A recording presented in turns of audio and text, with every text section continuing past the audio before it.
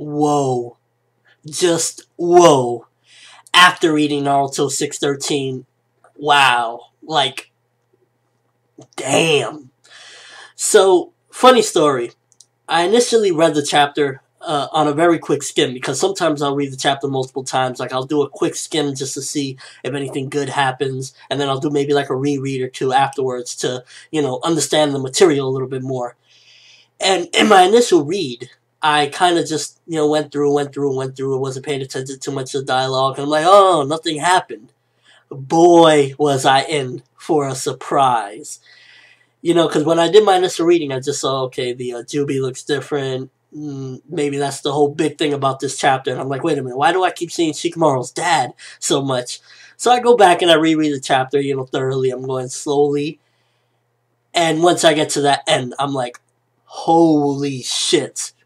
Kind of crazy how I do a video on major Naruto character deaths, and now we start getting deaths. This chapter, like, it had weird pacing because it was like, it was building up. It was building up to this moment. And it's like, for a couple chapters now, we've been seeing Shikamaru's dad. And I've been like, why they keep showing him? Okay, we get it. He's the intelligence, the brain. Him and Ino's dad is like, okay, whatever, stop showing him. And it all makes sense because Kishimoto was building up to this moment.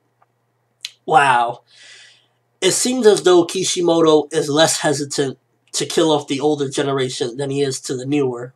Because just like that, he did what he did at the end of the chapter. And honestly, that was freaking crazy. That caught me totally off guard because I didn't really see it coming. And then bam, they risked their lives, or they gave their lives for whatever their plan was, because we don't necessarily know what their plan was. And to be honest with you, I'm interested to see what was his final plan to stop the Juubi, because he was gathering information. He was asking Kakashi, Shikamaru's dad was asking Kakashi certain events about different battles that happened already, and he was coming up with a strategy. Hopefully which he probably did, made it in time to give them his strategy and whatnot right before they bought the big one.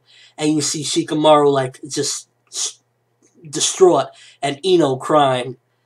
That was actually pretty sad. And whenever I think of Shikamaru's dad, I just remember him playing shogi with Shikamaru, and just to think of what just happened really is kind of like, wow. He's not the most important character in the world.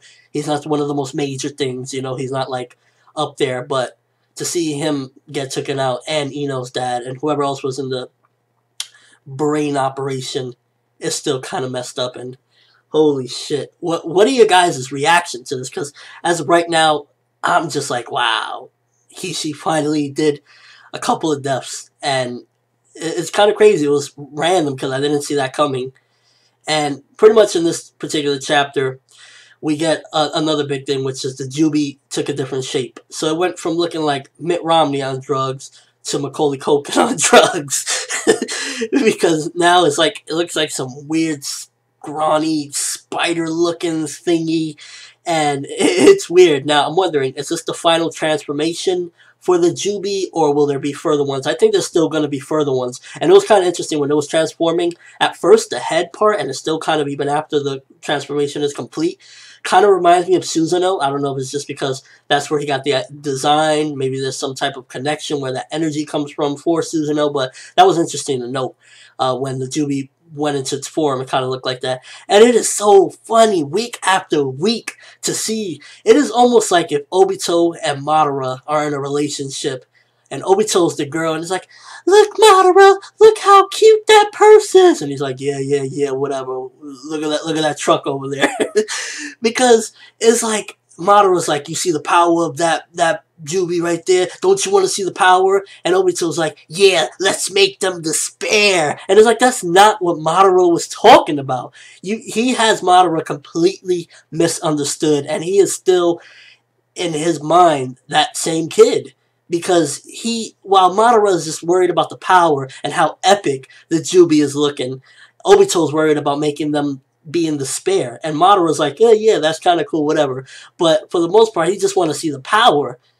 And Obito's there, like, just all minds. Like, Obito really is going to get a rude awakening once he starts realizing what's going on with Madara and how he really doesn't give a shit about any of his main goals. Like, I'm sure he wouldn't mind putting everybody on the Genjutsu just to kick some ass, but Madara really doesn't care. He does not care like Obito cares. He cares in a different way. He cares about battle. He cares about power. He doesn't care about torturing people like Obito, and there's going to be a big separation sooner or later regarding that. Overall, we got a couple main keys in this particular chapter. Well, pretty big keys anyway. We got the transformation of the Juubi. Now, is that the final state, or is that just another transformation? I'm thinking that there's a possibility that the Juubi, if it does continue to transform, maybe it'll go even further and become a being, because you remember the Ghetto Mazo statue right before it turned into the Juubi. It almost looked like a man. It looked like a man with shackles, and then it turned into this tailed beast. So does that have something to do with the Sage of Six Paths? Will there be a transformation where the Juubi is actually like a man with cups or something? You know, I'm interested to see if it continues to transform, what it'll look like towards the end, you know? That's one thing that got me interested in. Also, just wow, Kishimoto pulling the trigger on Shikamaru's dad and Ino's dad and the intelligence force. That's freaking crazy. Was it them that only got killed, or was it everyone in... Because I don't know exactly where the intelligence was located. Were they in Konoha, or were they like off somewhere else? Because if they were off somewhere else, then it's just them. But if they were in Konoha, wouldn't that mean that other people in Konoha would have got affected by that big blast as well? And all around, just like totally, this chapter was one of those things where it just shocked the shit out of you. Like, wait, what? You know, at the end to see that. And Kishimoto put it in clear words. The end of them, they died. Like, damn. Let me know what you thought of this chapter. Definitely was one of those, like, crazy surprises I did not see coming. To see that actually depths are starting to come in just goes to show you the threat that we have here. What do you think Shukaku's final plan was when, you know, when right before his death? What was his final plan that he concocted before he died?